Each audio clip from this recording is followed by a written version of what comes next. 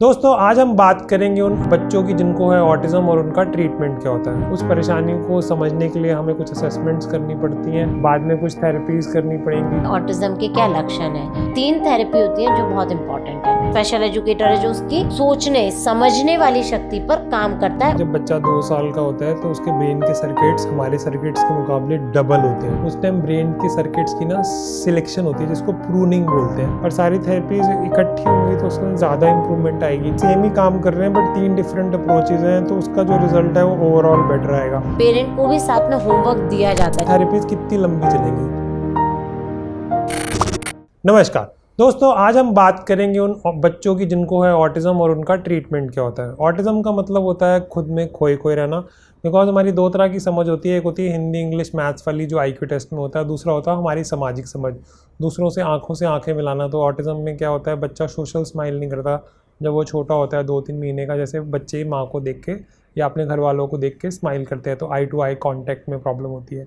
बच्चे flapping of hands करते हैं, यूँ गोल गोल घूमते हैं, काफ़ी चीज़ों को लेके बहुत ही सेंसिटिव होते हैं। जैसे कानों में आवाज़ों आती हैं तो वो हाथ रख लेते हैं। खाने में कई बार बड़े चूज़ी होते हैं, जैसे आलू या पराठे जैसी मुलायम चीज़ें वो खा लेते हैं बट क्रंची या क्रिस्पी चीज़ें खाने में दिक्कत आती है। नेल्स कटवाने में या बाल कटवाने में उनको दिक्कत आती है। एक ही रूटीन को फॉलो करना उनको बहुत अच्छा लगता है, किसी चीज़ को बहुत ही ज़्यादा इंटेंसिटी से फॉलो करते हैं। जैसे फ़ोन वगैरह में तो बहुत ज़्यादा फिक्सेशन होती है।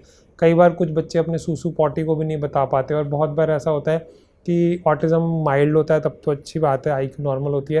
बट ऑटिज़म अगर सिवियर होता है तो कई बार ये भी देखा गया है कि मानसिक क्षमता भी कम होती है।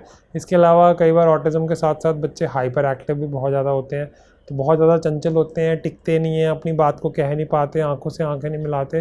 तो कई बार मम्मी की ज़िंदगी तो बहुत ही मुश्किल हो जाती है बिकॉज हर कोई उनको ब्लेम करता है, क्योंकि पेरेंट्स की कोई गलती नहीं होती, ना मदर की, ना फादर की, ना बच्चे की।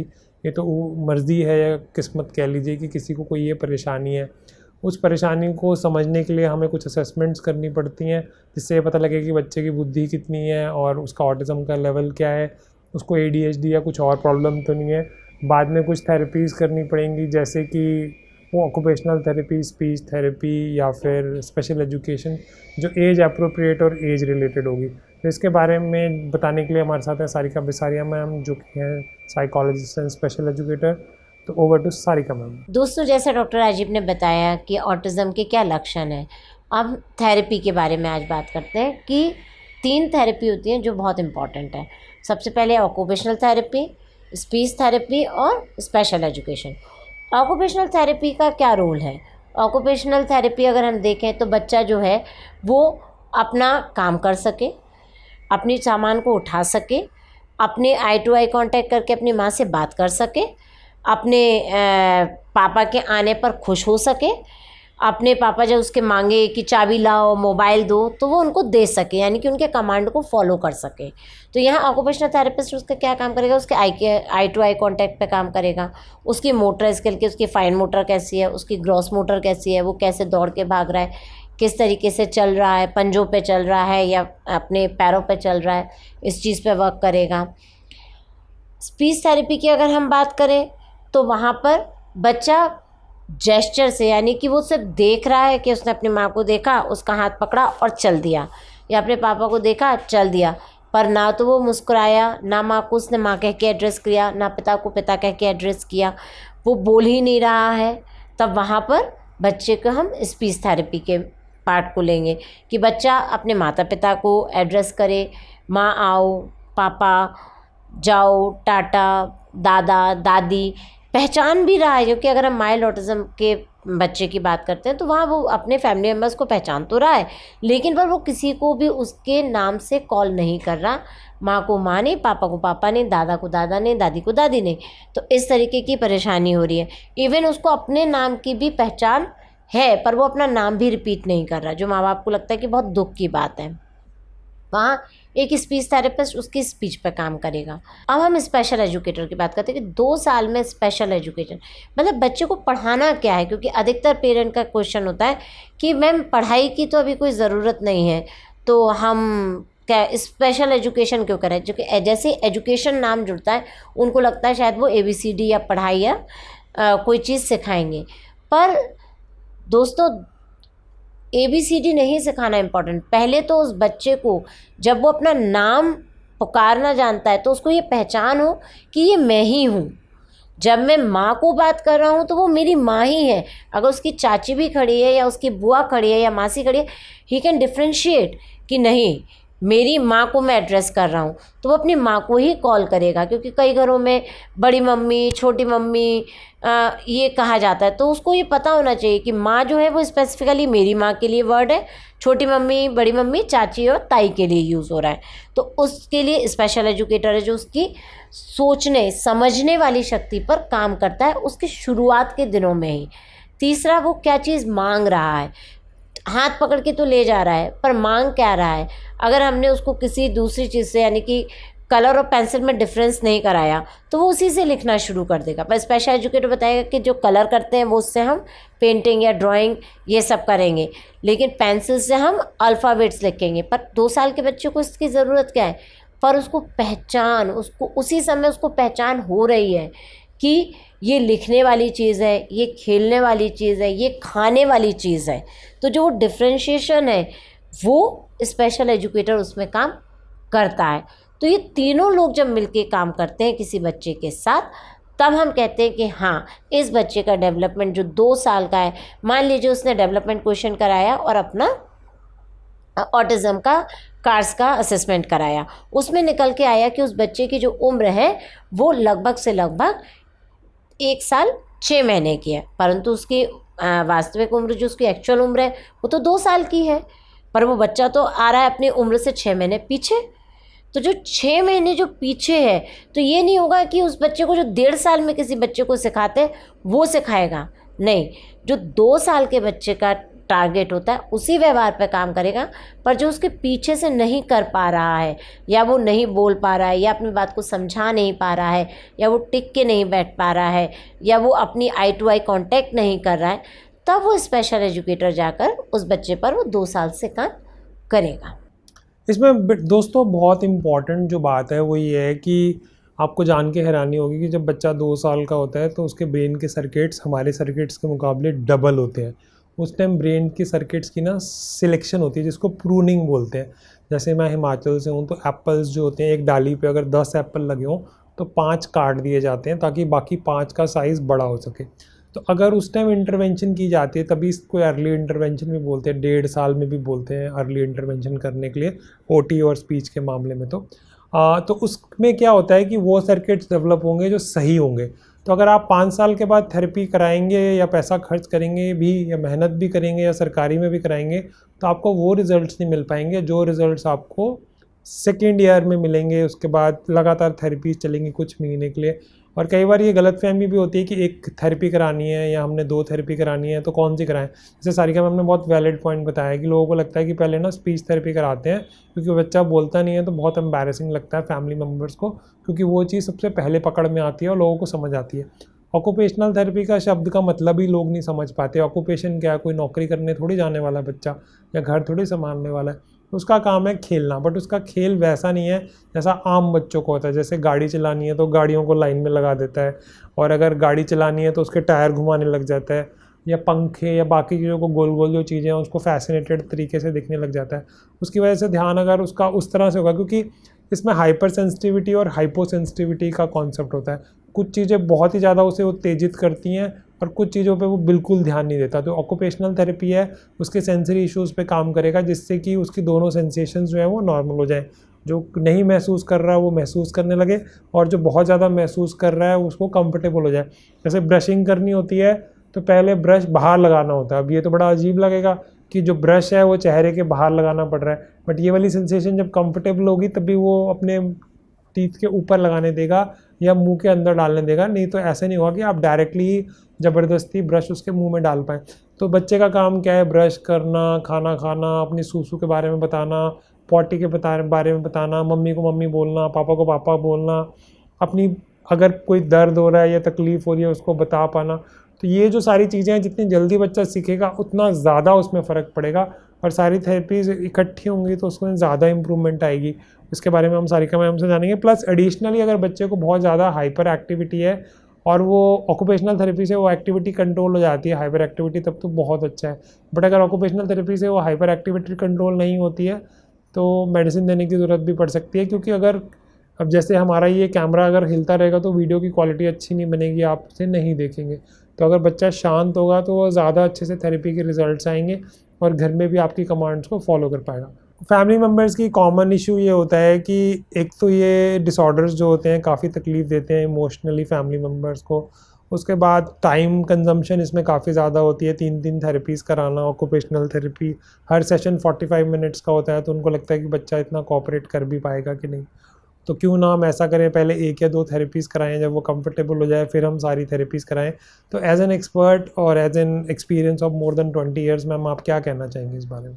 बिल्कुल सर, जैसे आपने बिल्कुल वैलिड क्वेश्चन पूछा, और अभी रिसेंटली एक पेरेंट ने हमारे पास आए भी, उन्होंने कहा मैम 2 साल का बच्चा है, तो पहले हमें डॉक्टर्स ने रिकमेंड किया है कि हम ऑक्यूपेशनल थेरेपी कराएं, इसको सेटल होने देते हैं।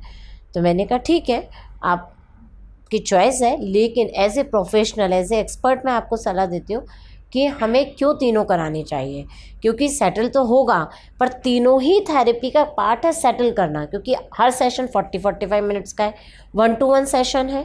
थेरेपिस्ट बच्चे के साथ कमांड फॉलो कर रहा है, चाहे वो ऑक्यूपेशनल थेरेपिस्ट हो वो भी कमांड दे रहा है, उठाओ सामान, लेकर जाओ, यहाँ देखो, वो लाइट से कोई अगर उसको स्टिमुलेशंस दे रहा है तो वो भी उसको आई टू आई कांटेक्ट करेगा। स्पीच थेरेपिस्ट होगा वो भी अपने फेस को अपलिफ्ट करेगा, अपने eye contact to eye contact करेगा, वहाँ पर भी बच्चे की सस्टेनिटी है। जो स्पेशल एजुकेटर है वो भी, चाहे वो उसको टावर से लगाना सिखाए, चाहे वो बीट्स के थ्रू सिखाए, या किसी सामान को उठाना या रखना सिखाए, सारे लोग एक ही कोऑर्डिनेशन पे काम कर रहे हैं। यानी कि तीनों लोगों ने उस बच्चे पर अगर एक गोल चुना कि मुझे आई कांटेक्ट कराना है, तो आई कांटेक्ट ऑक्यूपेशनल थेरेपिस्ट करा रहा है उसके ऑक्यूपेशन के तौर पर, कि उसको अपना काम करना है, कि अपना कपड़ा निकालना आए, ग्लास से पानी पीना है। स्पीच थेरेपिस्ट काम करा रहा है आई टू आई कांटेक्ट में, कि जब वो किसी से बात करे या अपने पेरेंट्स को कॉल करे बाय नेम, तो उनकी आंखों में आंखें देखकर बात करे। जो स्पेशल एजुकेटर है वो करा रहा है कि जब चीज़ कोई उठानी है, कोई चीज़ नीचे रखनी है, कोई चीज़ ढूंढनी है, तो वो उसके आई टू आई कोऑर्डिनेशन पे काम कर रहा है कि उसका कांटेक्ट हो, कमांड को फॉलो करे। तो एक पर्पस है, पर तीनों लोगों का रोल अलग है, क्योंकि एक व्यक्ति उसके ऑक्यूपेशन पे काम कर रहा है, एक स्पीच पे, और एक उसके कॉग्निशन पे काम कर रहा है। हम इसको ऐसा कह सकते हैं कि सेम ही काम कर रहे हैं बट 3 डिफरेंट अप्रोचेज हैं, तो उसका जो रिजल्ट है वो ओवरऑल बेटर आएगा। तो अगर फाइनेंशियली कोई दिक्कत नहीं है या टाइम का कोई चैलेंज नहीं है तो तीनों थेरेपीज़ का इकट्ठा कराना ही एक बेस्ट ऑप्शन होगा, या फिर आप गवर्नमेंट ट्राई कर सकते हैं। और मैम इसमें इम्पॉर्टेंट ये है कि फैमिली का घर पे जाके, जैसे बच्चा तो सेशन के लिए 45 मिनट्स के लिए आया, यूजली हफ्ते में 3 सेशंस होते हैं, कि कुछ बच्चों में ज़्यादा की ज़रूरत पड़ती है तो एक अलग मुद्दे की बात है। तो अगर हफ्ते में 3 ही दिन सेशन हो रहे हैं, और तो इसका मतलब 45 मिनट्स के हिसाब से हम लगभग 1.5 घंटा और 2 घंटे 15 मिनट, सवा 2 घंटे हमारे सवा पास 2 बच्चा घंटे रहता है। रहा, और वो भी हफ्ते में 3 बार रहा, 3 दिन के लिए रहा।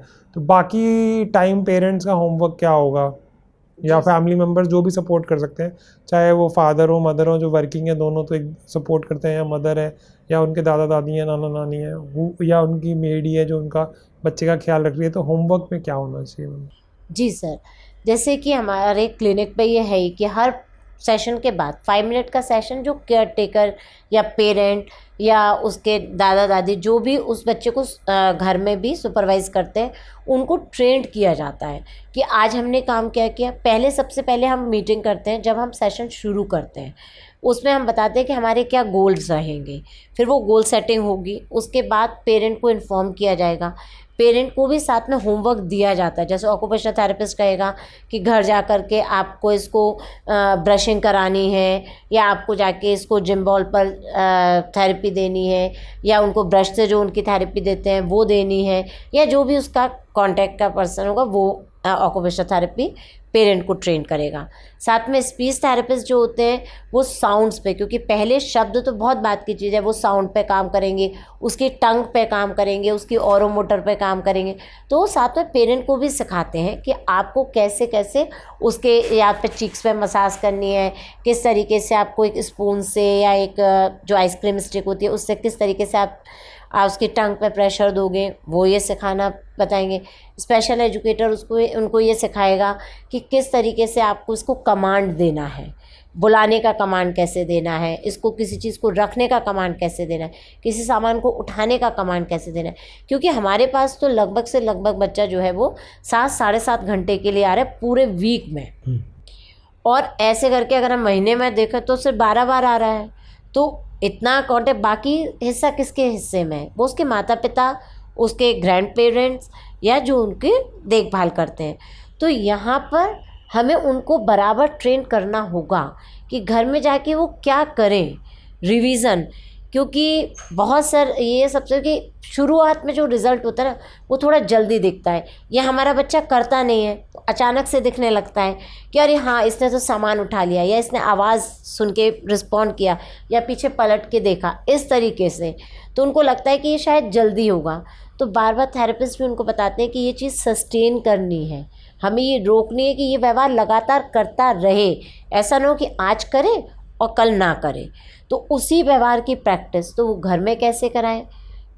थेरेपिस्ट जो कमांड दे रहा है उसी कमांड में, उसी टोन में, क्योंकि स्पीच थेरेपिस्ट की अपनी एक फ़िक्स टोन होती है जिसमें वो बात करता है, वही वो पेरेंट को ट्रेन करता है। स्पेशल एजुकेटर की एक फ़िक्स टोन है, वो भी उसी पे बात कर रहा है, उसी कैपेसिटी में पेरेंट को भी कह रहा है कि आपने भी घर जाके यही टोन अपनी लेनी है बच्चे के साथ, जिससे बच्चा चेंज ना हो।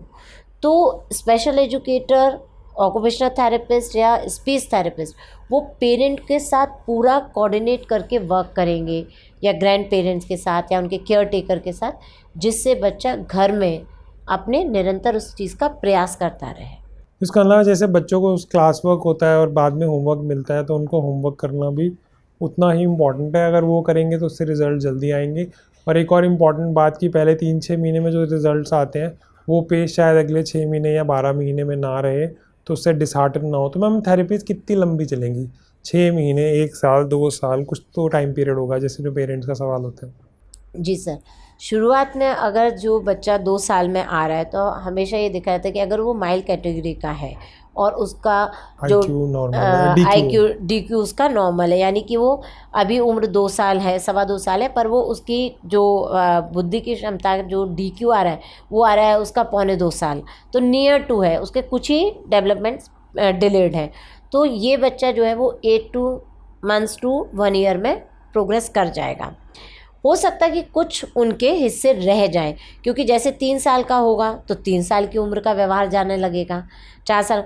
तो कभी कभी कुछ बच्चों में 1 साल में भी बंद हो जाती है, कुछ बच्चों में ये 1.5 से 2 साल चलती है, और कुछ बच्चों में जो मॉडरेट लेवल के बच्चे हैं जिनके सिम्टम है या सीवियर है उनमें कम से कम 3 से 4 साल। माइल्ड मतलब लेवल 1 समझ लें, मॉडरेट मतलब लेवल 2 और सीवियर मतलब लेवल 3। और उसमें ये भी इम्पॉर्टेंट है कि उनकी बुद्धि कितनी है। जी बिल्कुल, क्योंकि अगर बुद्धि नॉर्मल है और कई बार तो एक्सेप्शनली अच्छी भी होती है तो रिजल्ट बहुत ही अच्छे होते हैं। बट अगर ऑटिज्म भी ज़्यादा है और बुद्धि कम है तो थोड़ी पिक्चर कॉम्प्लिकेटेड हो जाती है, और उस पर अगर हाइपर एक्टिविटी या ADHD भी है तो पिक्चर थोड़ी और कॉम्प्लिकेटेड हो जाती है। बिल्कुल। तो जैसे दोस्तों हमने समझा इस वीडियो में कि थेरेपीज़ की क्या ज़रूरत है, क्यों ये इम्पॉर्टेंट है। और जैसे कि आप मान लीजिए एक शादी में जाएं, फॉर एग्जांपल मैं बताती हूँ, उस शादी में गए और जाकर हमने वहाँ पर सिर्फ मटर पनीर खाकर आ गए, तो क्या शादी में मज़ा आएगा? जब लोग बात करेंगे बढ़िया अच्छा खाना था, हमने कहा हम तो मटर पनीर खा के आए थे, अच्छा गोलगप्पे भी अच्छे थे, अच्छा मिठाई भी अच्छी थी। उसी तरीके से थेरेपी भी है कि अगर हम ऑक्यूपेशनल थेरेपी कराएं, शुरू में जैसे लोगों को ये होता है कि पहले हम सेटल होने देते हैं, पहले हम उसको क्या कहते हैं यहाँ पर रुकने देते हैं, पर तीनों थेरेपिस्ट वही काम कर रहे हैं, उसको सिटिंग टॉलरेंस ही बढ़ा रहे हैं। और 2-2.25 साल में बच्चा जैसे प्ले स्कूल में जाके 2 से 2.5 घंटे स्पेंड करता है, कुछ प्ले स्कूल में तो बच्चा 3-3.5 घंटे रहता है, वहाँ पे वो सीखता है। उसी तरीके से उस बच्चे में वो टॉलरेंस है कि वो वहाँ पर भी अपनी थेरेपी में भी वो 2.5 घंटा, करीब 2.25-2.5 घंटा रह सके। बहुत होता है शुरू में थेरेपिस्ट होते हैं वो 5-5 मिनट का ब्रेक भी देते हैं कि चलो एक थेरेपी कंप्लीट हुई, 5 मिनट बिठा लीजिए, खाना खिला दीजिए, वॉशरूम ले जाइए, पानी पिला दीजिए, फिर अगली थेरेपी करेंगे। तो ऑलरेडी थेरेपिस्ट उनको टाइम देता है, पर अला कार्टे से काम नहीं चलेगा, हमें पूरा बुफे ही लेना पड़ेगा। यानी कि हमें तीनों थेरेपी लेना चाहिए तो उसके बेस्ट रिजल्ट्स आते हैं, और उसका जो जितनी जल्दी वो प्रोग्रेस कर जाएगा, जितनी जल्दी रिकवरी कर जाएगा, उसके डैमेज होने के चांसेस उतने कम हो जाएंगे। मतलब लाइफ में आने वाले टाइम में ज़्यादा इफेक्टिव रहेगा। बिल्कुल सर, लाइफ में आने वाले समय पर वो रिकवर करेगा। कि मान के चलिए जो बच्चे में माइल्ड ऑटिज़म है, अगर हमने वही इंटरवेंशन कर दिया, उसमें समझ भी पैदा हो गई, वो बोलना भी सीखने की शुरुआत पे आ गया, अपने काम भी करने लगा, कि जैसे उसको 4 साल में ट्रेन करना और 2 साल में जब उसको ऑलरेडी प्रोसेस में है कि कैसे टॉयलेट ट्रेन होना चाहिए, कैसा अपना मुंह धोना चाहिए, कैसे अपना खाना खाना चाहिए, अगर ये सारी चीज़ें कर रहा है तो उसके माइलस्टोन्स जितने हैं वो अप टू द मार्क आएंगे, उसकी उम्र के अनुसार ही चलेंगे आगे। तो दोस्तों आज हमने समझा कि ऑटिज़म के लक्षण क्या होते हैं और उनकी थेरेपीज जो होती हैं वो ऑक्यूपेशनल थेरेपी, स्पेशल एजुकेशन और स्पीच थेरेपी होती है। और उसके अलावा असेसमेंट के लिए हमें पहले DQ करना पड़ेगा अगर बच्चा 5 साल से छोटा है, डेवलपमेंटल क्वेश्चन जो IQ का ही काउंटर पार्ट होता है। उसके अलावा ASD करना पड़ेगा, ऑटिज़म स्पेक्ट्रम डिसऑर्डर की असेसमेंट करनी पड़ेगी। हाइपर एक्टिविटी तो खैर चलो वैसे दिख जाती है, बच्चा थोड़ा बड़ा हो तो ADHD की ज़रूरत पड़ेगी।